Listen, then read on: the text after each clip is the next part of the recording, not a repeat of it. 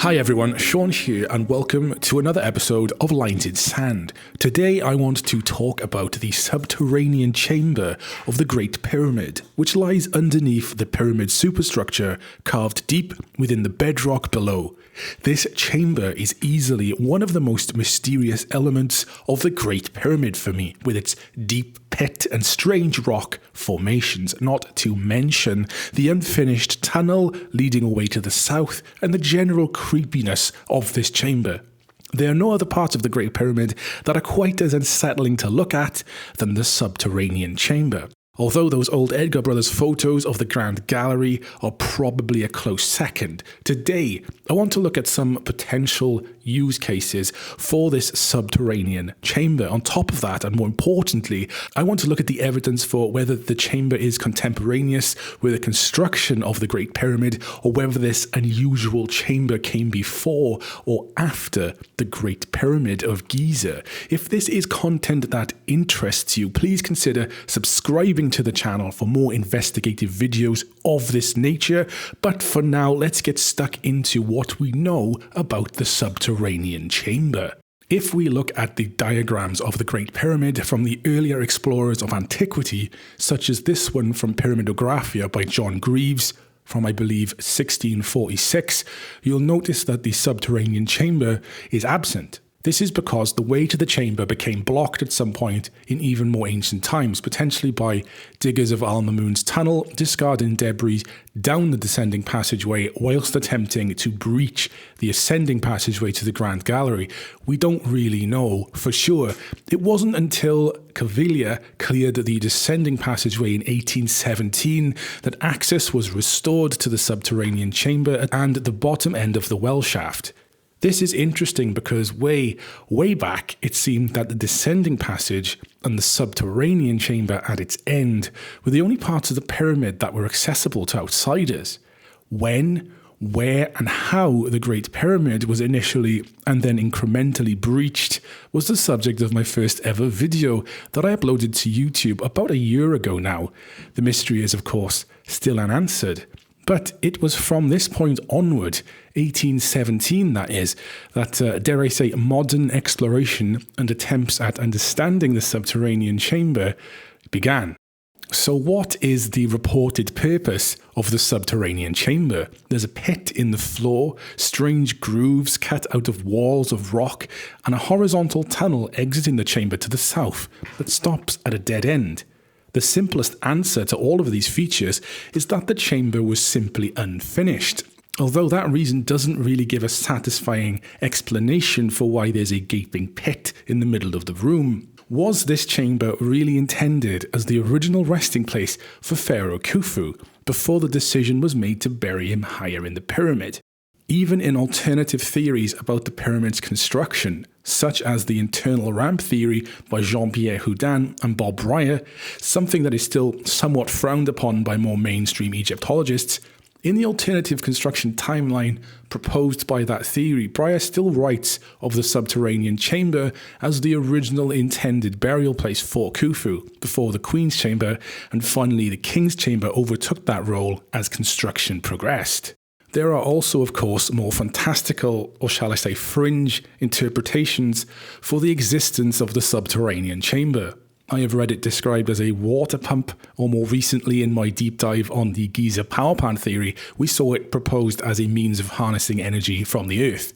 There are those who proclaim that a continuous sound can be heard emanating whilst in the chamber, that it is releasing some sort of special energy, but we're going way off topic here. The truth is that we do not know what the subterranean chamber was used for. The most popular, or shall I say prevailing opinion, is that it was the original intended resting place of Pharaoh Khufu. But if we dig deeper, no pun intended, into the possibilities of when the subterranean chamber was constructed, we may be able to readdress why it exists underneath the Great Pyramid, and in such a state that it's in. So then, on to the main point of the video. When was the subterranean chamber built?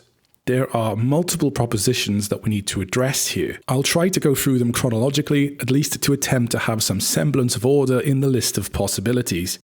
Now, the Great Pyramid of Giza was built on top of an existing outcrop of rock, a knoll if you like. This is dwarfed by the size of the finished pyramid, but it can be accounted for quite clearly in some diagrams of the Great Pyramid, such as the one currently on screen. If we look at where the natural bedrock ends and the limestone pyramid structure begins, we can see that parts of the descending passageway, the well shaft, the grotto within the well shaft, and of course the subterranean chamber all exist below ground, carved out of the natural rock. There exists then the possibility that some of these excavations, or perhaps all of them, existed before the Great Pyramid. It is possible that the site was chosen for the Great Pyramid with the purpose of building on and expanding these existing underground constructions. But if the subterranean chamber and perhaps the well and its components were dug and in place before the Great Pyramid went in on top, we must loop back to address why this may be the case. Was this some sort of pre-dynastic or pre-4th dynasty burial place? Was it actually, legitimately, possibly just a well? If we discard the descending passageway for a moment, we can take a look at the well shaft and the subterranean chamber exclusively. Was this a deep underground well for drawing water from long before it was a burial chamber of any kind? Personally, after looking at this for a while, I don't think that this was the case. It's possible, but the path that the well takes is a bit contentious. Sure, it's a well, which are generally dug down into the ground in search of water, but why would you dig a well on the top of a hill? I'm not an expert on what the Giza plateau looked like over 4,000 years ago, but this seems like a bad place for a well when there is lower ground nearby. This is purely speculative on my part, so let's look at something that's a little bit more concrete. Take a look at the path that the well takes. The well shaft does not terminate within the subterranean chamber. It terminates inside what is now the descending passageway of the Great Pyramid. And there is this straight horizontal passageway into the subterranean chamber itself. This is a pretty unintuitive path for a well to take. On top of that, this does not account for the existence of the grotto inside the well shaft, nor does it account for the fact that the subterranean chamber appears to be a man-made excavation. Yes, there's a lot of rough rock still inside the chamber, but look at these smooth walls and sharp corners. This to me is clearly the work of craftsmen and not a natural cave of some kind deep beneath the ground. It's possible to suggest, of course, that the subterranean chamber may have been some sort of existing subterranean space which was enlarged and refined for some purpose, but I have no evidence to back this up.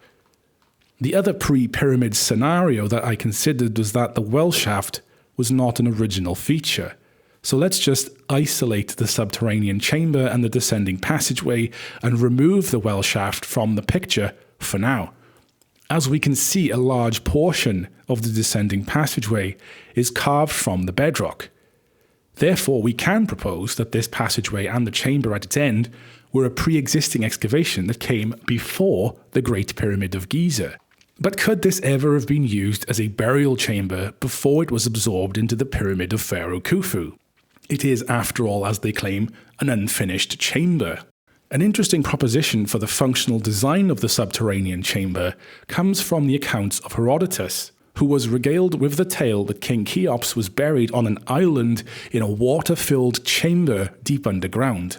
Niels Bjerre, once again, I apologize if I'm butchering his name, on his website has a section about this, with diagrams of how the subterranean chamber may have been configured in order to function as a burial chamber in its current state. He writes that some people had taken Herodotus' account to mean that there are additional chambers still undiscovered below the Great Pyramid, and that others believe that he is just outright mistaken. But Bjerre takes the time to apply what Herodotus was told to the subterranean chamber.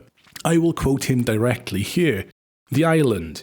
The western part of the chamber rises above the eastern part in which one would arrive. The water.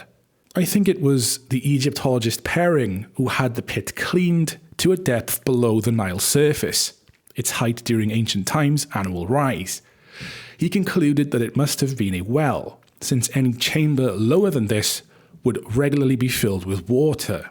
If we supply the well with a frame of wood, On two sides, there is an edge/a shelf which they can rest on. We could tighten it with clay. We have a normal well from which we would be able to fill the lower part of the chamber with water. Filled to the right level, it would look like the water was flowing into the chamber from the square channel to the south. This would be the artificial water supply Herodotus was told about. This is something very interesting to think about. Was a burial chamber of this configuration present at site before the construction of the Great Pyramid began? It is not unknown in Egypt for tombs to be repurposed and reused. Is it possible the original plan for the Great Pyramid was to bury Khufu, King Cheops, in this configuration, with a pyramid erected over the top of the chamber? After the success of Sneferu's pyramids, Khufu may have been under pressure, or perhaps the prideful desire to build even bigger than that, perhaps. And this resulted in the Great Pyramid we see today, with its incredible array of internal corridors and chambers, some of which that we are still discovering even today. This leads me to the next proposition, that the subterranean chamber was not a pre-existing configuration, and was contemporaneous to the construction of the Great Pyramid. But if this is the case, and the chamber was part of the overall plan of the Great Pyramid, then to what end? Why does it exist? As we touched on at the start of the video, it's often said that Pharaoh Khufu, or perhaps his chief architect, intended it to be the original burial place of the pharaoh, before this functionality was replaced by the Queen's Chamber, and finally the King's Chamber as further portions of the pyramid were completed further into Khufu's reign. But is there perhaps another purpose that the subterranean chamber could have served? The late German Egyptologist Rainer Stadelmann once proposed that the subterranean chamber could be symbolically linked to Sokar, who is something of a death god. When we get away from pyramids and into Egyptian mythology, I get a little rusty, so please bear with me. The internet says that Sokar, whilst being a death god, was the patron of all those involved in the funerary industry complex, such as those who built tombs, or craftsmen that made artifacts or objects of ritual significance or of mummification. Sokar is represented by a humanoid with the head of a hawk and is seen as a manifestation of the resurrected version of Osiris. The Feast of Sokar is also an event that is believed to have taken place during a succession of various different festivals during the coronation of a new pharaoh.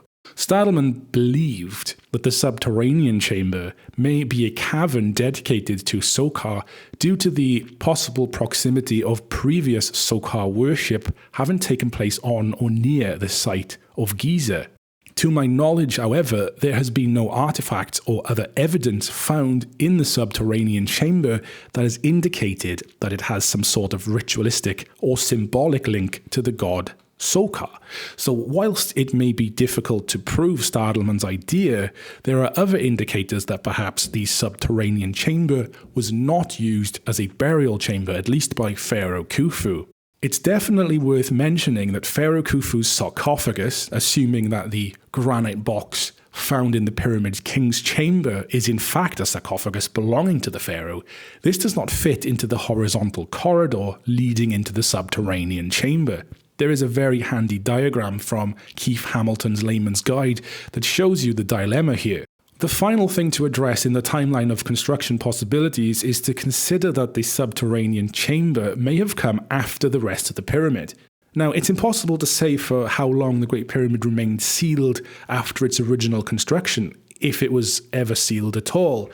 The presence of plug stones in the ascending passageway and the blocking of both the bottom end of the well shaft and the original entrance definitely seems to indicate that the builders of the pyramid did not intend for there to be any future visitors, at least to the interior of the structure. Khufu could be worshipped in the nearby temple, and there was no need to go inside. One struggles then, at least when following the published version of events, to ascertain a credible reason for opening the pyramid and constructing a further chamber. Even if we suggest that the chamber excavation was the last part of construction being undertaken, and perhaps during its completion Khufu died and the project was abandoned, hence its current state, it is difficult to propose this without also proposing a purpose for the creation of such a subterranean chamber at this point in time. It's not really somewhere where you would store all of Khufu's worldly possessions.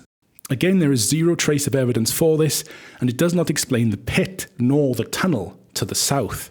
There is, of course, the possibility that the upper portions of the pyramid were indeed unknown to people in the days before Al-Mamun and his tunnel. Is it possible that the subterranean chamber was expanded on or cleared and used as a burial chamber after the time of Khufu? There is much evidence of this kind of thing happening elsewhere in Egyptian tombs. We need not even look that far. There is evidence of further burials having taken place at Khafre's pyramid next door. The remains of Pharaoh Khafre have never been found, but within the sarcophagus of that pyramid, bones were found by the explorer Giovanni Bolzoni, which later turned out to be the bones of a bull. So, what do you think? Do any of these different timelines for the potential creation of and use of the subterranean chamber make any sense to you? Do you have your own theory? Something that I possibly missed?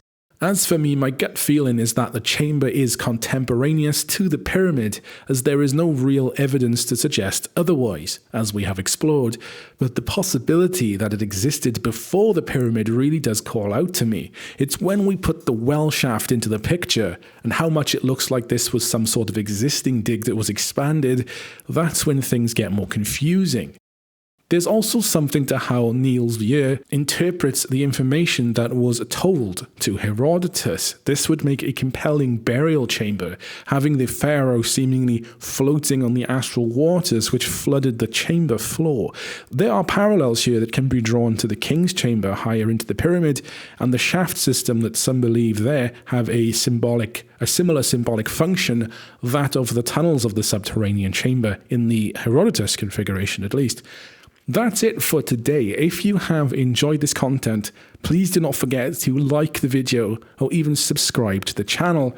People have started to ask me how they can help the channel and this kind of research, and this is honestly, for the size of the Lines in Sand operation right now, the best way that people can help. Like, subscribe, and watch the videos if you enjoy them. I couldn't ask for more from any of you. Thank you very much for your time, and I'll see you in the next one. Bye for now.